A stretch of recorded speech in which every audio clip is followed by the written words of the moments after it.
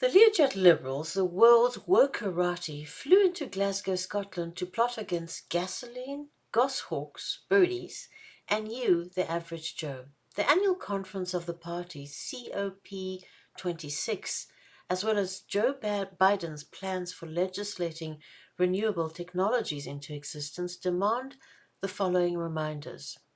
Elon Musk, heavily subsidized by the state, trashes the environment with his commie cars, namely his electrical cars.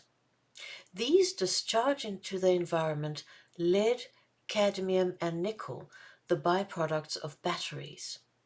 Their impact on the environment has been shown to be way worse than that of the gasoline-powered car.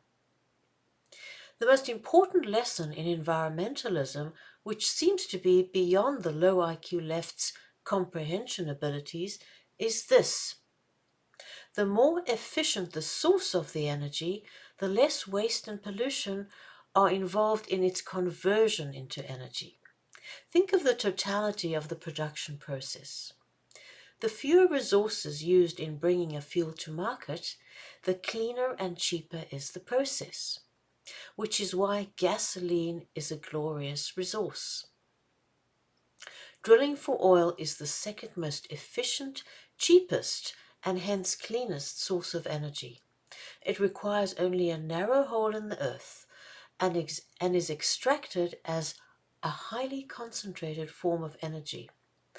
It is up to 1,000 times more efficient than solar energy, which requires large panels collecting a less concentrated form of energy known as the midday sun.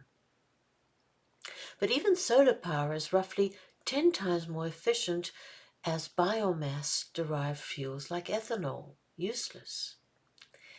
State-sponsored sexy technologies in the West, moreover, have ugly outcomes for workers in the East. These worker bees suffer. But the workerati, the kind of pseudo-intellectuals convening in Glasgow, don't care much about the poorest Chinese worker. The motor and battery of each Prius hybrid car contains many kilos of rare earth elements from China.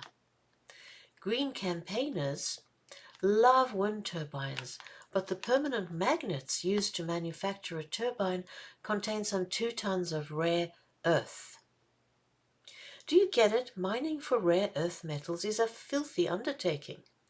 Hybrid byproducts, and these hypocrites who push them, obviously prefer that it be done by the poor people in Inner Mongolia, North China, where lie the largest deposits of rare earth metals.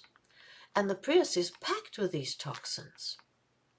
The limousine and Learjet liberals who legislate or push for legislating green industries into being prefer to outsource all energy-related extraction. Leave it to the industrious Chinese to meet the world's demand for rare earth metals. Most of the separation and extraction of these rare earth metals is done in China, as I say. So while pollution is never static, because we are all interconnected, it is the burden of China's poor. The environmental problems include severe air and water pollution, not excluding radioactive materials. Who pays the price of mining for rare earth metals? Again, the poorest Chinese villages, whose farmland and livestock have been poisoned by seepage. So as you know, journalism is dead in America. But to the extent a few inquiring minds have questioned poor Chinese farmers who shoulder the delusion pushed by the liberals about clean energy, these farmers lament that their water is unfit for people or animals to drink, or for irrigation for that matter. Here's a quote via PBS. Rare earth is China's resource. We understand that. But small people like us need to eat too. We live on farming, but the crops no longer grow, and we go hungry. Big Brother Joe, AOC, and their Glasgow Convention accomplices are NIMBYs, not in my backyard environmentalists.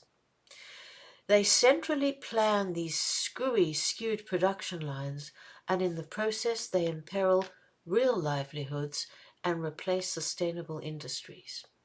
To satisfy their visionary, voracious excesses and do the dirty work for them, these witless NIMBYs have unwittingly conscripted the poorest of China. So shut the hell up about the Uyghurs. Solar and wind farms in particular require huge amounts of land and are intermittent and unreliable as sources of energy.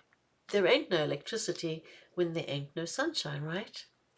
Wind turbines, moreover, are the most serious new threat to endangered birds. Hawks, eagles, owls, condors, bats too. Building a solar farm demands clear-cutting land and eliminating wildlife and entire ecosystems.